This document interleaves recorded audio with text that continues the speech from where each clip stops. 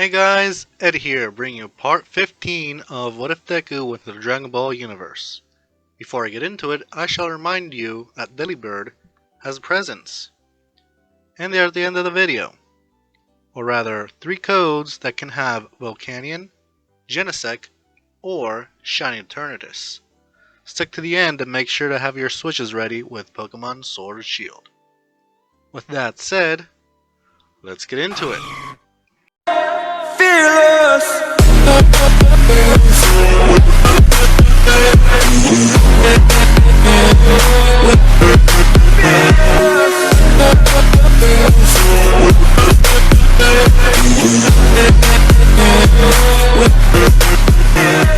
Last time on My Hero Ball Z.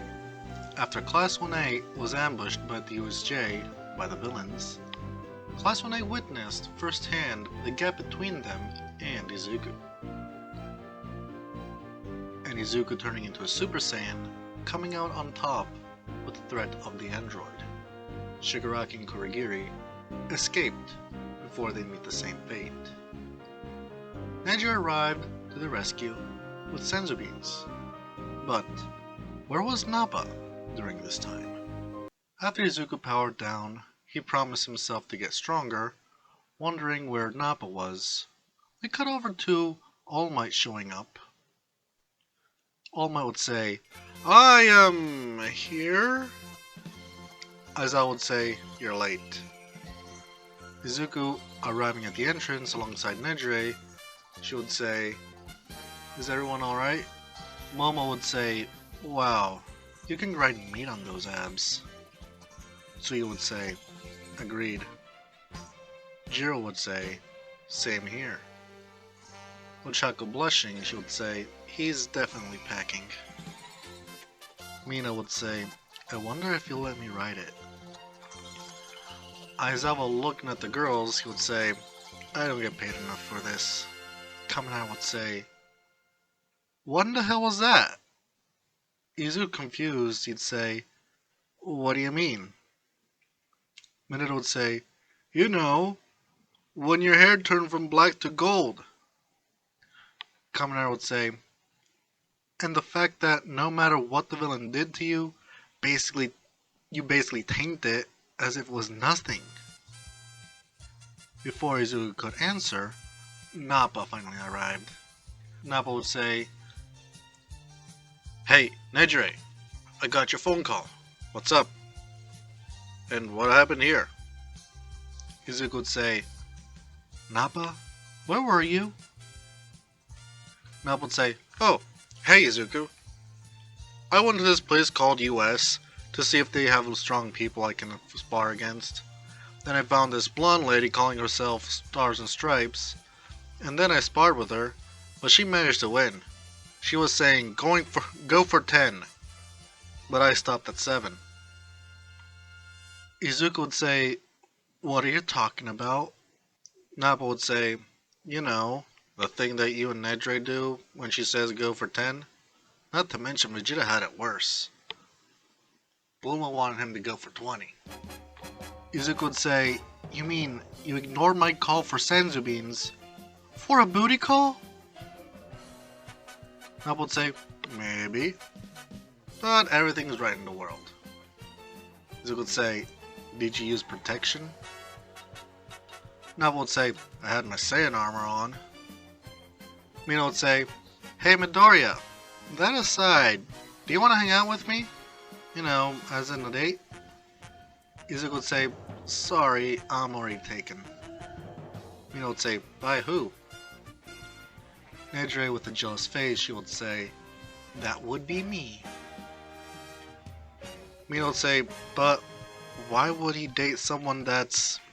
Before anything else could be said, Nejire said, "Before I let you finish that sentence, I'm not fat. I'm pregnant with his child. So, go and find someone else to seduce." After the shenanigans, everybody returned to UA in one piece. And the event of USJ never got to public eye, for no casualties, everything carried on as nothing happened, until the announcement of the sports festival came. After the J incident, Izuku has been in his gravity chamber training under 800 times Earth's gravity, for the fact that he nearly died by his father's hands. The day of the sports festival finally arrived, as Izuku and his classmates are getting ready. Nejire was flying to UA, but a group of people showed up looking for Izuku and Kirishima. But Nejire smirked, and she called Inko. Back with Izuku, everybody tried to challenge him, but realized that they'd just lose. Instead of first place, they settled for second or third. As the sports festival was starting, Principal Nezu gave the open speech. Nezu would say, "Welcome everybody, parents and students alike. This year, the sports festival will start with an exhibition match. The top student, Izuku Midoriya, will pick one of these 5 doors, and he will have to fight whoever's behind those doors. And if he loses, he will not participate in the sports festival. What do you say, Izuku Midoriya? Do you accept?" Izuku would say, "Principal Nezu, I don't want to hurt anybody, so it's best if we avoid this." Nezu would say, "Izuku Midoriya, before you decide, why don't you hear the contestants behind these doors?" Behind door number 1, they would say, "There's no way we can lose, we could double team him." Door number 2 would say, "I might be too strong to go easy on you." Door 3 would say, "I'll beat you with my fist of justice, for I am the great Saiyaman."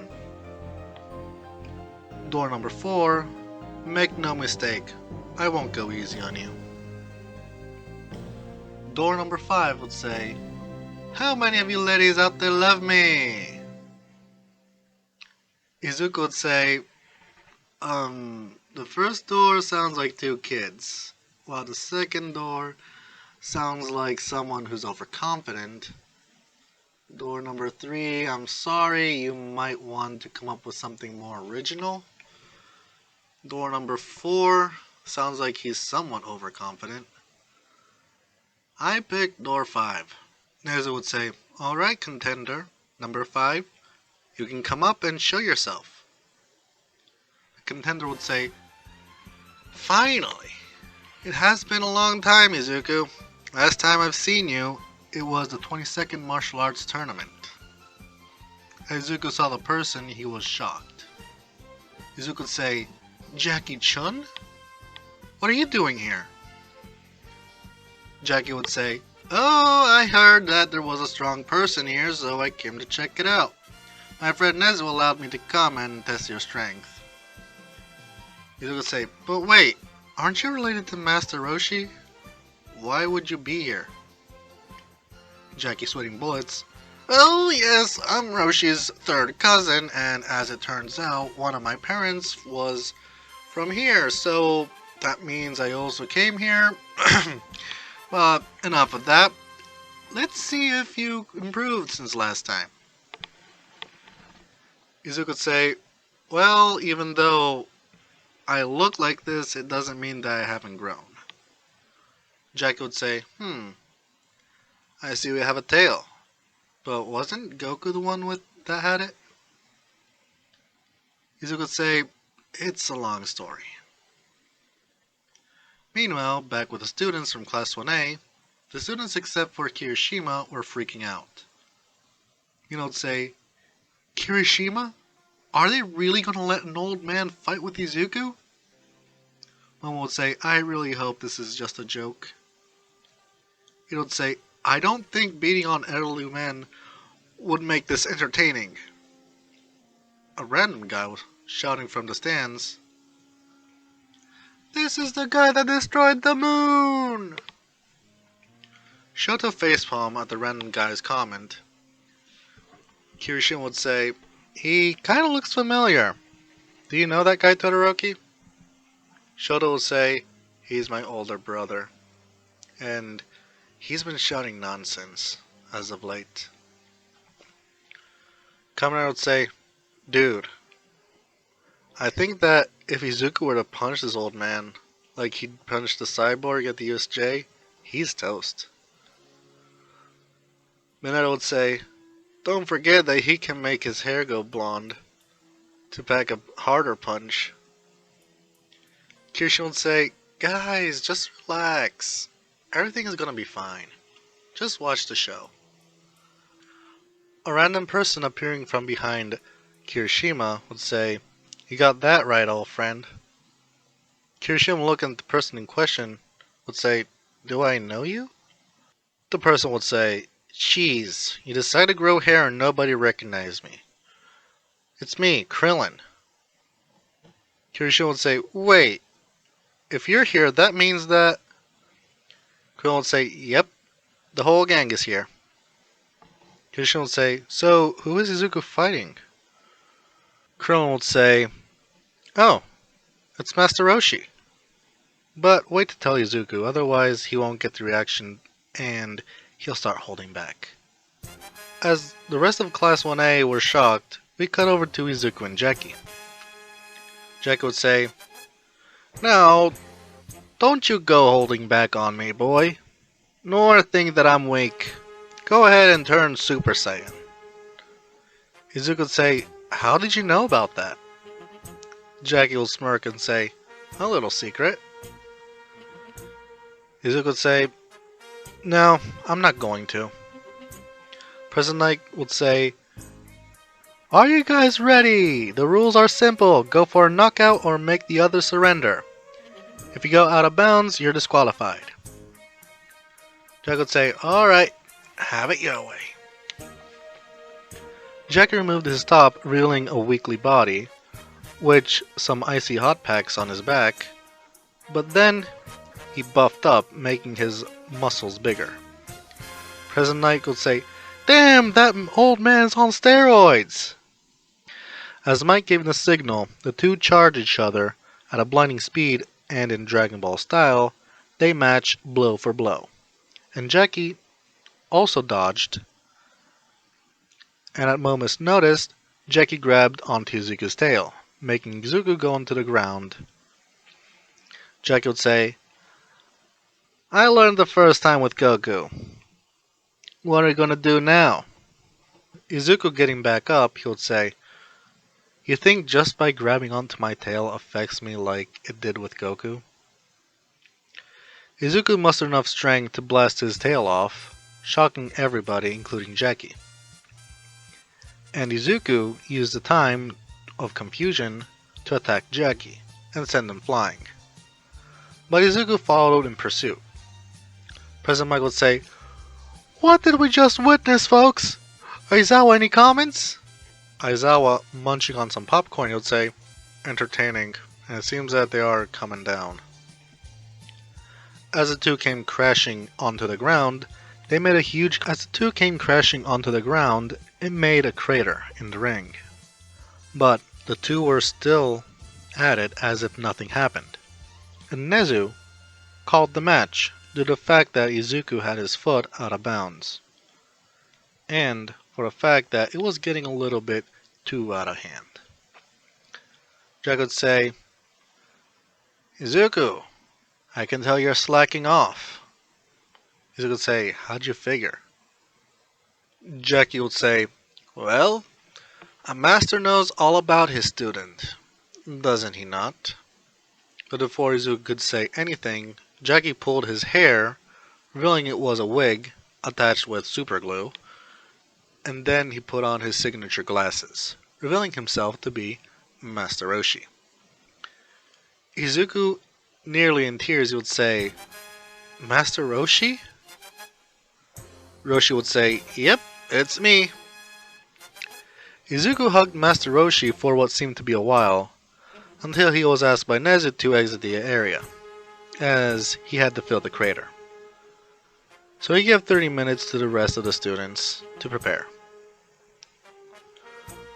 When they got out of the hallway, Izuku was greeted by Nejire alongside the rest of the Z-Fighters, with some extra faces that Izuku didn't recognize.